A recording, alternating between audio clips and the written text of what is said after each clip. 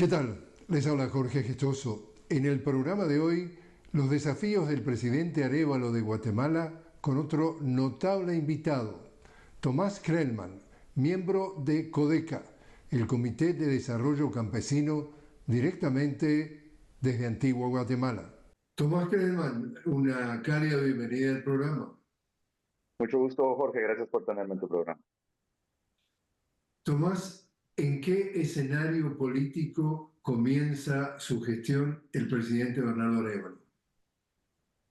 El presidente Bernardo Arévalo inicia su gestión en un ambiente, creo yo, que para la mayoría de la población en el país de Guatemala es de esperanza, es de un cambio, es de una verdadera transición, no solo de mando, sino que busca cambiar un poco el esquema de los últimos 3 gobiernos que hemos tenido en el país. Hay que decirlo que esta esperanza también que se siente en el fervor de la gente está contrastada con una serie de desafíos, ya que los problemas que han aquejado a Guatemala y especialmente la corrupción son estructurales. Se han infiltrado en las instituciones del gobierno. Tenemos una población que empieza a despertar con el resultado de esta elección, que tuvo muchos obstáculos. Para la gente que está escuchando y está conociendo un poco el proceso democrático, fue bastante golpeado en Guatemala y sin embargo las fuerzas oscuras, lo que se ha denominado por muchos como el pacto de corruptos, no logró tener un resultado favorable y más bien hubo un resultado que fue una sorpresa para todos o la mayoría de guatemaltecos y también para la comunidad internacional, y es que Bernardo Arévalo se colara a la segunda vuelta en primer lugar y que ganara la elección. Entonces, hay muchos desafíos, creo yo. No hay que ser ilusos. Las relaciones estructurales en el país y en el gobierno se mantienen y se han mantenido por décadas, si no es que por siglos, pero también existe una gran oportunidad y esto va a depender mucho de las alianzas, de la estrategia que mantenga el presidente, su bancada, que no es mayoritaria, pero que es significativa en el Congreso de la República, y cómo van creando una agenda de cara a los primeros 100 días, que es más o menos la medición que tienen los analistas y también los sectores del país, que puedan marcar cuál va a ser la trayectoria que lleve esta administración ahora. Bernardo Arévalo gana entonces las elecciones presidenciales en una segunda vuelta y comienza absolutamente un sabotaje que ha sido calificado por la ultraderecha a través del Ministerio Público y la fiscal. Tanto es así que en muy numerosas ocasiones él menciona que le intentaron dar un golpe. Y cuéntanos las horas previas, porque estamos hablando de que el domingo asumió el poder, hasta las horas previas seguían intentando el golpe. Así es, Jorge. El golpe, pues debemos de también contextualizar un poco. El gobierno de Alejandro Yamatei, el gobierno saliente de Alejandro Yamatei, había logrado poner personas claves en todas las instituciones del gobierno. El último escaño, el último espacio que habían logrado ocupar, que le quedaba un poco de legitimidad, era la Procuraduría de los Derechos Humanos. Sin embargo, todo el sistema, todo el aparato de gobierno y especialmente uno de los más importantes, que es el organismo judicial y el Ministerio Público, se encontraba en ese momento, pero se sigue encontrando, respondiendo a estas estructuras que habían logrado infiltrar y tomar decisiones de manera política, pero no en favor de las mayorías, no en favor de la población, sino que ven y veían el gobierno como un botín para el saqueo. Entonces, como tú preguntas, después del resultado de la primera vuelta, inicia este asedio judicial, este tipo de lawfare que hemos visto en otros países, en el cual el Ministerio Público inicia investigaciones, por ejemplo, de cosas que son bastante, se pueden decir absurdas, pero investigaciones, por ejemplo, de falsificación de firmas de la constitución del partido Semilla, que pues, es de hace más de 4 años. Inician investigaciones sobre una situación que se da en la Universidad de San Carlos y finalmente empiezan a crear casos, a crear casos para tratar de, en primer lugar, desprestigiar y de entorpecer y de finalmente con la ilusión de de no permitir de que se diera las fases del proceso electoral, la segunda vuelta y finalmente la toma de posesión. Bernardo Arévalo lo decía en entrevistas recientemente, hace poco, hace un mes, hace semanas, se estaba fraguando un golpe de Estado básicamente para no permitir la transición de mando. Incluso a últimas horas del pasado domingo, como bien mencionas, había incertidumbre en el país. La toma de posesión que está estipulado debe ser siempre a las 14 horas. Finalmente se dio pasada la medianoche, hacia el 15 de enero. Es decir, todos los visitantes, todas las representaciones de embajadas, presidentes, etcétera, muchos tuvieron que irse, tuvieron que dejar el recinto donde se iba a dar la investidura del presidente Bernardo Arévalo, porque se tomaron más de 9 horas en realizar este acto con excusas y razones absurdas. Por ejemplo, es la nueva junta directiva, es el nuevo presidente del Congreso quien debe de estar en el acto de investidura del presidente y se atrasó todo por la verificación de credenciales, que es algo realmente absurdo y ridículo por los diputados salientes. Entonces existía incertidumbre hacia el final, pero también existía tranquilidad porque la población sabía de que las cortes ya habían emitido resoluciones de que se debía respetar y que se debía de dar la transición de mando. Dos discursos dio el presidente entonces Arévalo, uno dentro de justamente el lugar del Teatro Nacional donde se realizó la ceremonia, que incluso estuvo presidida por el jefe, digamos así, del Congreso, que es un miembro del movimiento Semilla, importante el detalle, pero también después uno fuera del teatro. ¿Qué mensajes tú rescatas de esos dos discursos?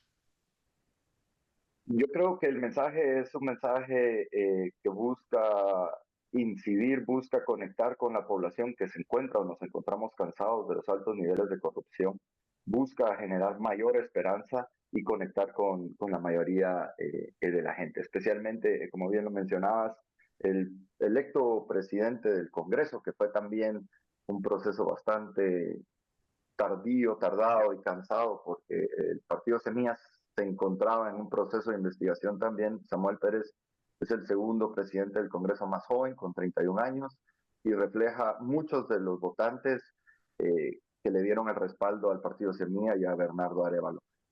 Finalmente, los votantes de Semilla, que se encontraban muchos en el Parque Central, en la Plaza Central de Guatemala, que escucharon el discurso de Bernardo Arévalo, muchos son jóvenes, muchos son urbanos, pero también habían poblaciones indígenas, de clases trabajadoras.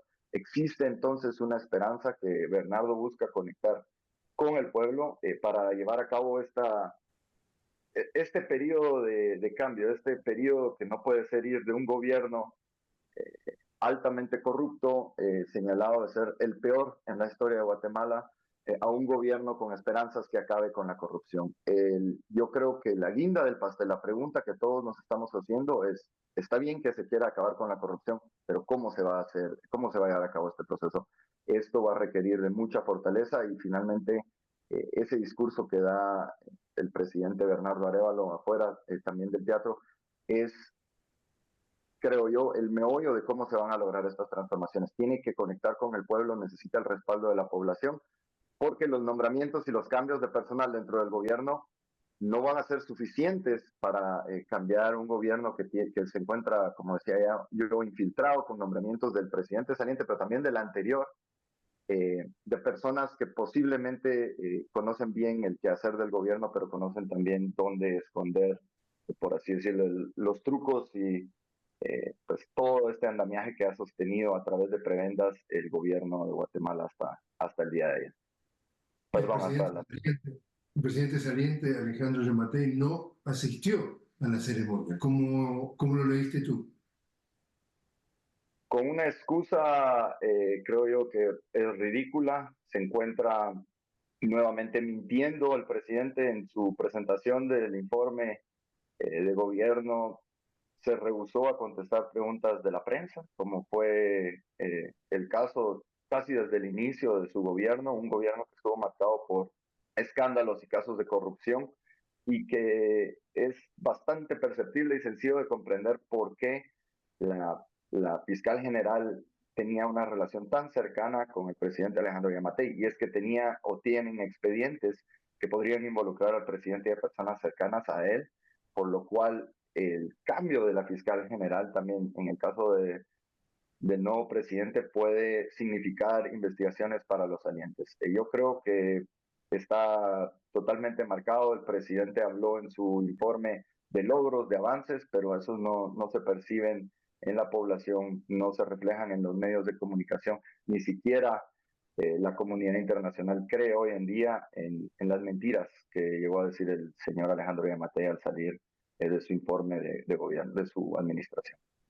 Y justamente esta fiscal María Consuela Porras ha sido, digamos, la persona que ha lanzado una persecución, efectos de que no llegara al poder, ni él ni su partido. Es decir, como tú mencionabas, era el lawfare, o sea, la guerra judicial en esteroides para absolutamente intentarlo todo para que no asumiera el poder alguien que representa a la socialdemocracia y que partiera, digamos así, décadas de esa derecha, extrema derecha, neoliberal. ¿Esa señora, bajo la presidencia de Arévalo, seguirá en su cargo?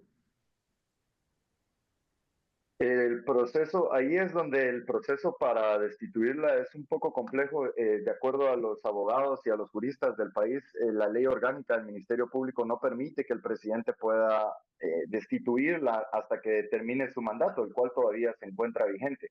Sin embargo, el control que tiene ahora el partido Semilla en el Congreso de la República, desde luego que puede exigirle a esta persona. No se encuentra arriba de la ley la fiscal general, pueden citarla y pueden exigirle que rinda cuentas en las investigaciones como facultad que tiene de citación el Congreso de la República. Y yo creo que en este momento necesitan también del apoyo de la población y lo vimos en las movilizaciones que fueron históricas también, después de la elección, en las movilizaciones, una de las consignas, si no era la principal consigna, era exigir la renuncia de las poblaciones indígenas, de la gente que salió a la calle, que realmente fue histórica, las movilizaciones. Hubo un día que hubieron bloqueos en 400 puntos del país. El titular, la pancarta, lo que la gente exigía era la renuncia de Consuelo Porras. Y vemos cómo el desgaste para el presidente saliente fue defendiendo a Consuelo Porras y también a Rafael Corruchiche, quien es el fiscal especial contra la impunidad en Guatemala. ¿Y por qué el presidente y todo el gobierno pues no reaccionaron ante la presión popular? Pues por las mismas carpetas de investigación que tienen dentro del Ministerio Público, que creo yo complicarían también la situación de Alejandro Yamatei y personas cercanas a él. Entonces, ¿cuál va a ser la vía que escoja el presidente Bernardo Arévalo? Ya lo ha dicho, que la va a citar y de alguna manera van a exigir su renuncia o le van a pedir la renuncia. No puede destituirla por los temas legales que ya mencionaba, pero es una persona que ha socavado la democracia del país, ha puesto en peligro el Estado de Derecho y la constitucionalidad de nuestro país y que cuenta con cero credibilidad y cero legitimidad, pero también creo yo, es la parte medular de la transformación que tendrá que hacer Bernardo Arévalo desde el Ejecutivo, y es la relación no solo con el Ministerio Público, que es autónomo, pero también con el organismo judicial, con las altas cortes que siguen respondiendo a grupos de interés, a grupos de poder, y en muchos casos se presume hay que decirlo, a grupos paralelos y que se han logrado enquistar en el gobierno de Guatemala. Entonces, va a ser interesante ver qué agenda trae Bernardo Arévalo. Muchos analistas consideran que el inicio del gobierno es cuando más poder se tiene, más popularidad se tiene y debería de avanzar con estas agendas. Otros se preguntan si va a esperar a consolidar un poco más su gobierno, pero eso es algo que creo que los primeros días y semanas no lo estarán diciendo ahora. Vamos a hacer una pequeña pausa. Estamos hablando con Tomás Herman directamente desde Guatemala sobre los desafíos que tiene por delante el nuevo presidente Bernardo Arévalo. Enseguida regresamos.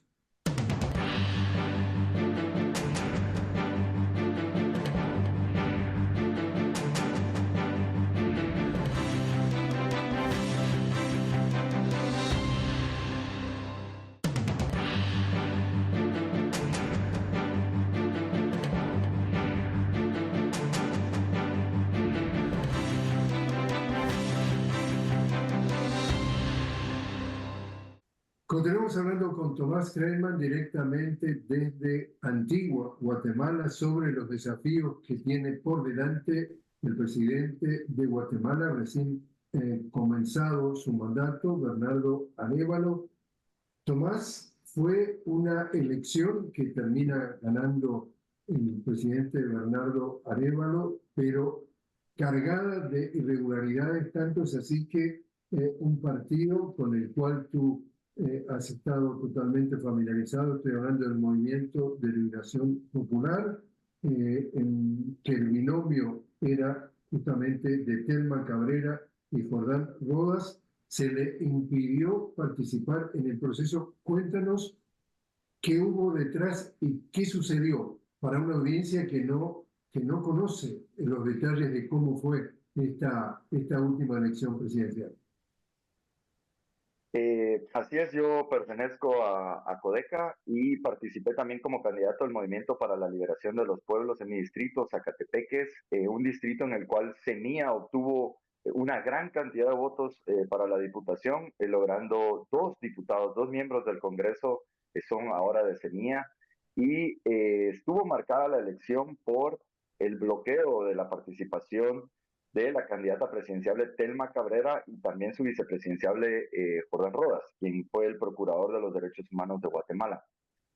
Yo considero y creo que la propuesta del Movimiento para la Liberación de los Pueblos es una propuesta que viene desde el área rural, desde las comunidades indígenas, desde las comunidades campesinas y que realmente termina asustando al poder real, al poder económico del país y que tampoco logró la simpatía de las mayorías en cuanto a la votación. Si bien es cierto, no hubo una candidata presidenciable y eso afecta mucho una campaña en Guatemala en la cual somos todavía vemos bastante hacia arriba y las personas que votan dicen, bueno, si no hay un candidato o candidata presidenciable, van sin cabeza. También existe, hay que hacer creo yo, hay que hacer el análisis, la reflexión de que existen todavía bastantes razones de discriminación, de exclusión, finalmente de miedo hacia una propuesta que es transformadora más que modernizadora. Y por eso considero yo que el resultado no se logró, se desaparece el Movimiento para la Liberación de los Pueblos, pero para Codeca como movimiento social, como organización social, eso no le quita el sueño a nuestra dirigencia, no le quita el sueño a los simpatizantes, a los miembros de Codeca, que es un movimiento que siempre ha estado en las calles, que siempre ha estado en los suelos de tierra, en los pisos de tierra, y que finalmente seguirá trabajando por sus comunidades en el área local. Se logran dos municipalidades, hay dos alcaldes electos por el Movimiento para la Liberación de los Pueblos y esperamos realmente de que en estos municipios empiecen a haber ciertos cambios.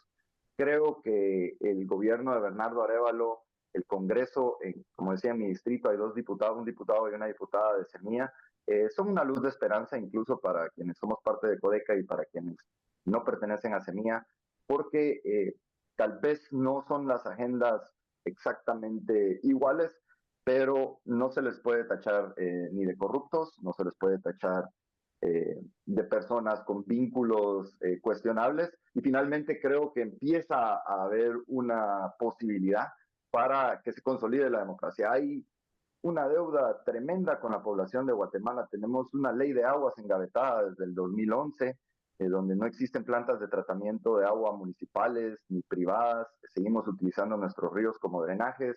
Una ley de competencia que sigue siendo bloqueada por los monopolios en el país. Tenemos una urgente reforma a la ley electoral y por supuesto una reforma a todo el sistema de justicia, que en este momento sigue siendo obsoleto y responde a intereses de grupos creados. Entonces, yo creo que por ahí debe de ir la agenda de los movimientos sociales y también perder un poco la sospecha, el recelo y apoyar a quienes fueron electos siempre que actúen de acuerdo con los principios que sí compartimos. Ahora, leyendo, digamos, lo que ha sucedido en el caso de Telma Cabrera, un origen indígena, Guatemala, nada menos que la Premio Nobel de la Paz Rigoberta Menchú también fue candidata en la vida política de Guatemala, ambas mujeres y ambas indígenas, y las dos las han sacado de circulación. Su versión. Seguimos teniendo un país racista, discriminativo, eh, que no permite que una mujer indígena pueda llegar al poder. Creo que tal vez tendrán que pasar un poco más de tiempo y serán las próximas generaciones quienes permitan que se pierda un poco de este temor al otro. La identidad de los guatemaltecos y guatemaltecas está marcada por la diferencia, es decir, cuando se ve la identidad de lo que nosotros, o lo en Guatemala se denomina ladino, o nosotros decimos mestizos porque tenemos sangre indígena y también sangre no indígena, el ladino está marcado por no ser indígena, por una ausencia. Y eso es lo que lo define, a pesar de que compartimos los mismos problemas con nuestros hermanos mayas, con nuestros hermanos chincas y garífunas. Culturalmente somos diferentes, pero no se ha podido trascender esa diferencia. Y yo creo que el momento que nos veamos todos como hermanos y nos demos cuenta de que somos los mismos problemas los que nos aquejan, podremos avanzar hacia una sociedad más justa, que es lo que se merecen nuestros hijos en un país rico en recursos naturales, rico en recursos hídricos, tenemos una gran cantidad de agua, 36 volcanes, destinos turísticos, como tú bien has conocido, Jorge, y su capital humano, que es el más importante. No podemos seguir con cifras de 60% de pobreza, no podemos seguir siendo uno de los 10 países a nivel mundial con mayores niveles de desnutrición infantil crónica. No puede seguir siendo en Guatemala la mayor fuente de divisas las remesas que envían nuestros hermanos migrantes. Hay que reactivar la economía en función social y yo de verdad anhelo y espero que en algún momento se pueda lograr para las próximas generaciones. A nivel geopolítico, estamos viendo el gobierno de Honduras, Mara Castro, un gobierno progresista, ahora se suma Bernardo Arévalo, que se define como socialdemócrata, es decir, con agendas claramente que dejan de lado el neoliberalismo. ¿Cómo ves el vecino del norte preocupado, esperanzado? ¿Cómo será su relación? Considero que el ser socialdemócrata en un país o el considerarse, porque consideran o se define a Semilla en los medios de comunicación de Guatemala como de izquierda, de centro izquierda, ideológicamente, para mí eso significa que está en contra de la corrupción. O sea, el conservadurismo en Guatemala significa el saqueo del gobierno y de las arcas del Estado. Vemos cómo la transición se da por presión que viene desde Estados Unidos y de la Unión Europea. Es decir, el partido Semilla tendrá una excelente relación, considero yo, al inicio del gobierno de Bernardo Arévalo con el Departamento de Estado y con la Embajada de Estados Unidos. Vimos a Samantha Powers de AID en la toma, en la transición. Y para Guatemala eso es un avance. Para Guatemala eso es un avance porque salimos del esquema del saqueo, salimos del esquema de llegar a robar a manos abiertas como ha sido en los últimos gobiernos y esperamos que las condiciones se vayan dando para que exista un poco más de autonomía en el país. Hay vientos que vienen del este, en otros países de Centroamérica se ve mayor inversión de otros países como lo es de China, vemos el caso de Nicaragua que fue presionado a mantener relaciones no muy amigables con Estados Unidos por el papel que ejerce este vecino del norte.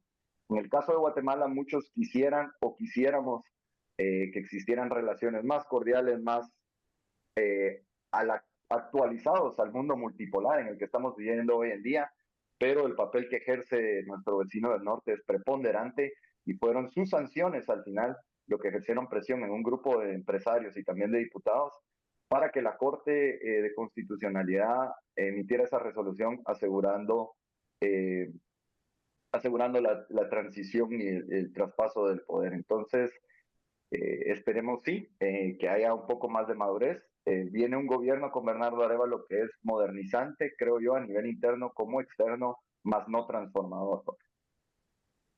Tomás Clayman, muchísimas gracias por haber estado con nosotros. Gracias a ti, Jorge, y a tu audiencia.